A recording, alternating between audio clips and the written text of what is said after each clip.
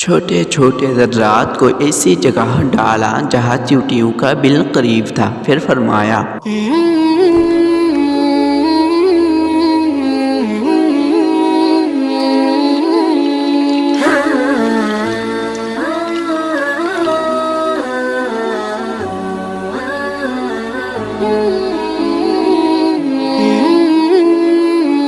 السلام علیکم ورحمۃ اللہ وبرکاتہ۔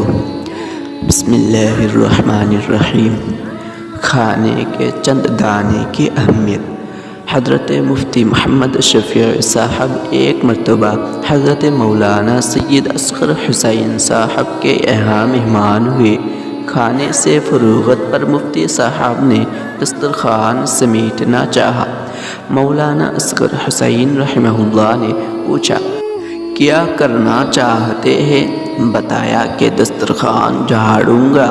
پوچھا، دسترخوان جھاڑنا آتا بھی ہے؟ مفتی صاحب حیران ہوئے کہ اس میں جاننے والی کون سی بات ہے، لہذا یوں پوچھا کہ آپ بتا دیجئے کیسے جھاڑتے ہیں؟ فرمایا، یہ بھی ایک فن ہے۔ پھر ہڈیوں کو، گوشت لگی بوٹیوں کو، روٹی کے ٹکڑوں کو اور چھوٹے ذرات کو الگ الگ کیا۔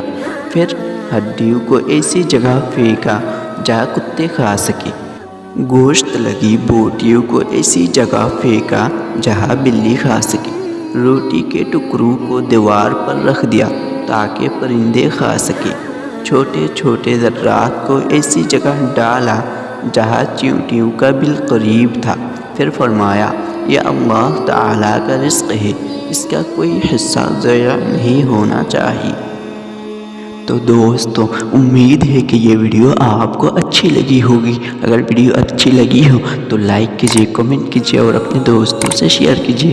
اور اس طرح کی جانکاری حاصل کرنے کے لیے اور اس طرح کی نئی واقعات جاننے کے لیے چینل کو ضرور سبسکرائب کیجیے۔ پھر ملتے ہیں اگلی ویڈیو میں، تب تک کے لیے اپنا خیال رکھیں۔ السلام علیکم ورحمۃ اللہ وبرکاتہ۔